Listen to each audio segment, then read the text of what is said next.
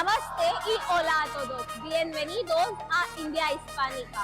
Y como siempre les voy a mostrar las únicas festivales de India.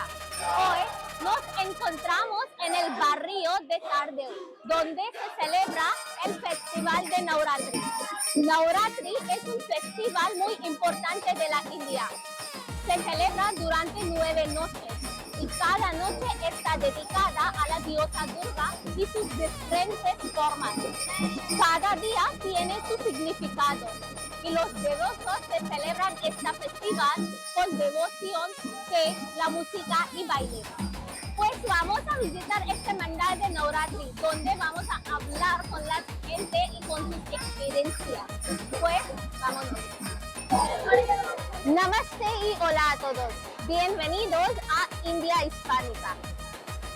नेहमीप्रमाणेच India हिस्पॅनिकामध्ये वेगवेगळे सांस्कृतिक दर्शन मिळतं आपल्याला इंडियाच्या म्हणजे भारतीय संस्कृतीबद्दल.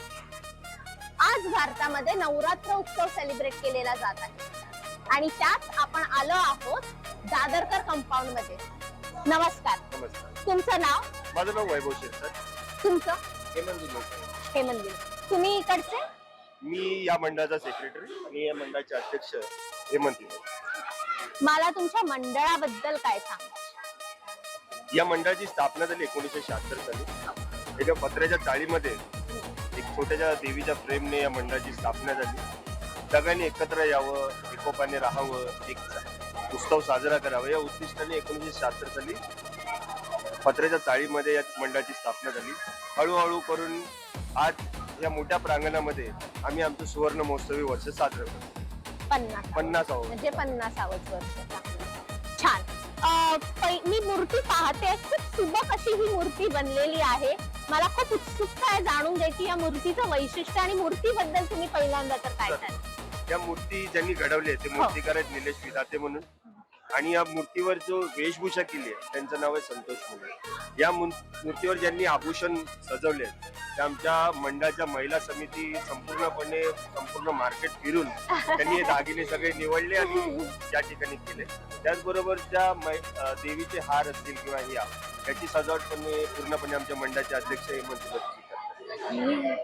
या वर्षी नवरात्री असू दे, गणेशोत्सव असू दे, प्रत्येक मंडळ आहे ना वेगवेगळी थीम करते. तुमच्या या वर्षीच्या थीम बद्दल तुमचं काय म्हणणं आहे? मंडळाचे 50वं वर्ष आहे, सुवर्ण महोत्सव आहे. आमची ही कुलस्वामिनी आहे, ती दरवर्षी मंडपात बसते. यावर्षी आम्ही असा विचार केला की तिने बसावं तर राजवाड्यात बसावं. त्यामुळे हा संपूर्ण जो थीम उभी केली आहे, हे जे डेकोरेशन आम्ही उभं केलंय हे राजवाड्यासारखं उभं केलेलं आहे. एक मोठ्या शामियानामध्ये तिने विराजमान व्हावं ही अशी सगळ्या कार्यकर्त्यांची इच्छा होती. त्या पद्धतीने आम्ही हा शामियाना पूर्णपणे उभा केला. छान. तसेच या मंडळामध्ये जसं तुम्ही सांगितलं वेगवेगळी थीम असते. राजवाड्यामध्ये उभा केलाय आपण राजवाडा. कुठे ना कुठेतरी पर्यावरण मागे पडतं, बरोबर? तर त्याबद्दल तुम्ही कशा प्रकारे वैशिष्ट्य सांगू शकता? तुम्ही पर्यावरणाचा समतोल कसा राखता? आमच्या मंडळाचं एक प्राधान्याने आम्ही ठरवलेलं असतं की जे काही सजावट आम्ही करू ती पर्यावरणपूर्वक असावी. बरोबर. यावर्षी जी तुम्ही सजावट बघाल तर संपूर्णपणे कापडी सजावट आहे. दरवर्षी जी काही सजावट केली जाते ना ती प्लास्टर ऑफ पॅरिस किंवा थर्मोकॉल याचा आम्ही वापर करत नाही. आम्ही कागदी गोष्टींचा वापर करून त्या सगळ्या थीम उभ्या करतो. कधी मंदिर असतात, कधी गुफा ठेवतो. तर त्यावेळेची जी सजावट असते ती पूर्णपणे कागदी डेकोरेशन करून केलेली असते. त्यामुळे त्या पर्यावरणाला त्या गोष्टीचा त्रास होणार नाही याची आम्ही काळजी घेतो. छान. आपल्या कोणत्याही कार्यक्रमाचं उद्दिष्ट हेच असतं की माणसं एकत्र यावी, बरोबर? त्यासाठी या मंडळामध्ये म्हणजे दादरकर कंपाऊंड मध्ये तुम्ही कोणकोणते असे सांस्कृतिक कार्यक्रम आहेत जे राबवतात जेणेकरून माणसांची देवाणघेवाण येते, माणसांची विचारांची देवाणघेवाण होते, एकोपा वाढतो समाजात? आम्ही हा जो उत्सव साजरा केला त्या उत्सव साजरा करण्यामागचं उद्दिष्ट ते होतं की सगळ्यांनी एकत्र यावं. दुसरं की इथे जी लोक आहेत, इथे जी मुलं आहेत त्यांच्या कलागुणांना कुठेतरी वाव मिळावा, त्यांना कुठेतरी एक प्लॅटफॉर्म मिळावा की आज आपल्या चाळीमध्ये ते आपली कला सादर करतील, उद्या पुढे जाऊन मुंबईपर्यंत जातील, मुंबईच्या प्लॅटफॉर्मवर करतील, उद्या महाराष्ट्राच्या प्लॅटफॉर्मवर करतील, पुढे जाऊन देश पातळीवर ते कार्यक्रम करतील. यामागचं उद्दिष्ट ते होतं की इथले जे कलाकार आहेत, भले ते डेकोरेशन मध्ये असून दे, डान्स परफॉर्मन्स देणारे असून दे, आज एका कलाकाराला स्टेजवर उभं राहताना 500 माणसांना सामोरं जाताना काम पडतं. पण आज आमच्या इकडच्या कलाकारांना आहे की त्यांना इथे एवढी सवय करून दिलेली असते की उद्या कुठचीही परिस्थिती आली तरी ते सामोरे जायला त्यांचा आत्मविश्वास निर्माण होईल याची आम्ही पूर्णपणे काळजी करतो. नुसते कार्यक्रम करणं महत्वाचं नाहीये, त्यांच्यामध्ये आत्मविश्वास कसा निर्माण होईल आणि समाजाला सामोरं कसं जाता येईल आणि त्याच्यातून त्यांना काय चांगलं देता येईल समाजासाठी, त्या पद्धतीने आमच्या इकडच्या कलाकारांच्या आणि मुलांची आम्ही जडणघडण करत असतो. त्याचप्रमाणे या मंडळामध्ये प्रत्येक रहिवाशी हा काही ना काहीतरी भूमिका बजावतच असतो. तर ते एकत्र येऊन ते कसे या मंडळासाठी कॉन्ट्रीब्युशन करतात, त्यांचं मत काय असतं त्याच्याबद्दल थोडंफार आम्हाला सांगा. मंडळामध्ये जे सर्व सभासद आहेत किंवा कार्यकर्ते ते प्रत्येकाची काही ना काहीतरी भूमिका ठरलेली आहे. काही जण आर्थिक पद्धतीने मदत करतात, काही शारीरिक पद्धतीने मदत करतात. आता खरं सांगायचं तर आपल्या इकडे जे वरिष्ठ हे झालेले आहेत, कार्यकर्ते झालेले आहेत, ते पूर्णपणे नियोजन करतात. पण इतर जी लहान मुलं आहेत ते मैदान झाडण्यापासून असून दे, अगदी शाळेत सुरू अगोदर जाण्यापासून असून दे, देवीचा मंडप साफ ठेवणं, देवीच्या आजूबाजूचा परिसर साफ ठेवणं, ती वयोगट म्हणजे अक्षरशः एक 10-8 वर्षाची मुलं आहेत ते स्टेजवर येतात, त्यांचं ते मनापासून करतात. हेच आम्हाला जास्त आवडतं. आम्ही जे वरिष्ठ आहेत ते कामानिमित्त बाहेर असतो, संध्याकाळी येणार, पण तोपर्यंत मैदान अतिशय स्वच्छ साफ झालेलं असतं. आता विशेष नावं घ्यायची झाली तर प्रणव काते म्हणून एक आहे, 16 वर्षाचा तरुण आहे आणि त्याच्याबरोबर जे आहेत एक आयुष दत्त आहे आणि ही जी मुलं आहेत ती 8-10 वर्षाची मुलं आहेत. पण ते विचार नाही करत, शाळेतून आले इथे येतात, स्टेज साफ करतात, देवीचा परिसर साफ करतात. हे जास्त आवडीचं आहे आम्हाला. ते कुठेतरी आमची जी काय आम्ही प्रयत्न करतोय पुढे नेण्याचा, तर त्यांचा कुठेतरी हातभार आहे. शिवाय अजून एक मला इकडे प्रश्न ऍड करावासा वाटतो. महिला समिती तुम्ही आहात बोललेले, आपलं जेव्हा बोलणं झालेलं होतं तेव्हा त्यांची भूमिका कशा प्रकारे असते? खरं म्हणजे हा उत्सव देवीचा आहे. बरोबर, तो महिलांचाच उत्सव आहे आणि ह्या आमच्या महिला ज्या आहेत ना त्या आमच्या खांद्याला आमच्या सोबत आहेत. आज तुम्ही विश्वास नाही करणार, जेव्हा आमचा सुवर्ण महोत्सव साजरा करण्याचा प्रयत्न केला त्यांनी त्यांची संकल्पना राबवली.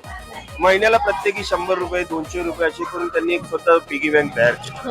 त्या पिगी बँक मध्ये त्यांनी पैसे साठवले आणि आज त्या देवीच्या अंगावर जी आभूषणं दिसतात ना त्यांनी स्वतः जाऊन निवड करून ती आभूषणं आणलेली. इथलं नियोजन कशा पद्धतीने असेल, कशा पद्धतीने देवीच्या साड्या असतील, साड्यांचीही निवड त्यांनी केलेली आहे. आणि इथल्या कार्यक्रमामध्ये आता जितके सांस्कृतिक कार्यक्रम होत आहेत त्या सगळ्या कार्यक्रमामध्ये वयोगट 50 पासून 20 पर्यंतच्या सगळ्या महिलांनी सहभाग नोंदवलेला आहे की हे कार्यक्रम आम्ही करणार, तुम्ही फक्त नियोजन करा.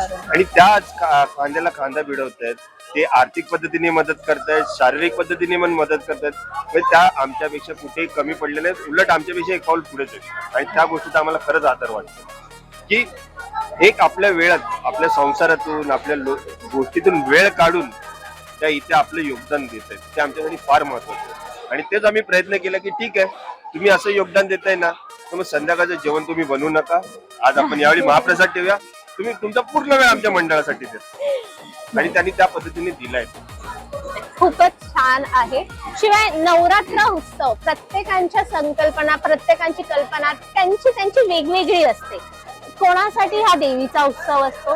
तुमच्या मते नवरात्र उत्सव ह्याचा खरा अर्थ तुम्ही काय सांगाल? नवरात्र उत्सव ना किंवा गणेशोत्सव असेल, एक्झॅक्टली ते सुरू करण्यामागची कारण होती की एकत्र येणं.